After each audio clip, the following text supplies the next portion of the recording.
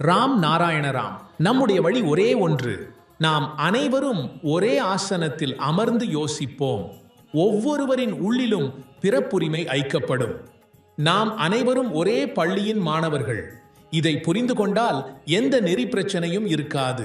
நீதி என்னும் ஒரே பாதையில் இணைந்து அமர்ந்தால் நாம் ஒரே கல்வியை பெறுவோம்.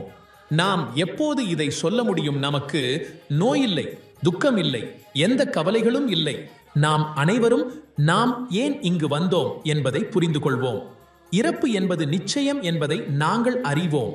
இதை உணர்ந்த பிறகே நாம் முடிவில்லா பிரபஞ்சத்தின் பேராற்றலுக்கு திரும்புவோம். அந்த இசையை நாம் அடைய முயற்சிக்க வேண்டும். அந்த இசையை அடைந்தால் அனைத்தையும் புரிந்து கொள்ளலாம். இந்த உடல் என்னும் கருவியில் அந்த இசையை வெளிக்கொணர முடியுமானால் நமது சிந்தனைகள் வெளிப்படும். நோய், துக்கம் போன்றவற்றால் நாம் குழப்பமடைந்துள்ளோம். அனைத்தும் பிரிந்துவிட்டது. அதனால் சிந்தனைகள் தொலைதூரம் செல்ல முடியாது. எத்தனை சாஸ்திரங்கள் உருவாக்கப்பட்டாலும் பெரும்பாலானவை மத வேறுபாடுகளால் நிரம்பியுள்ளன. ஆதி வேதத்தில் ஒரே ஒலியில் இணைவதை பற்றி கூறப்பட்டது. அப்பொழுது எவருக்கும் நல்வழிகாட்டி தேவையில்லை.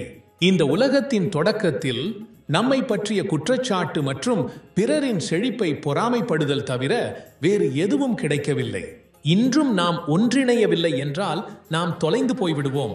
மூல நீதியில் உள்ள தர்மத்தை அனைவரும் புரிந்து கொள்ள வேண்டும். பல கோணங்களில் பிளந்து போன நெறியை அனைவரும் ஒருங்கிணைத்து புரிந்து கொண்டால் அதில் எந்த வலியும் இல்லை என்பதை உணருவார்கள். அப்போதுதான் தலைவர்களுக்கு தெரிவிக்க வேண்டும், நீங்கள் பதவியை பெற நெறியை சீரழிக்காதீர்கள். நமக்குள் எல்லா வகையான சக்திகளும் உள்ளன. அவற்றை பயன்படுத்தினால் எல்லா பிரச்சனைகளுக்கும் தீர்வு கிடைக்கும். தர்மத்தின் விதையை நடுவதற்கு முதலில் நிலத்தை வளமாக்க வேண்டும். இல்லையெனில் அது வறண்ட பாலைவனமாக மாறிவிடும்.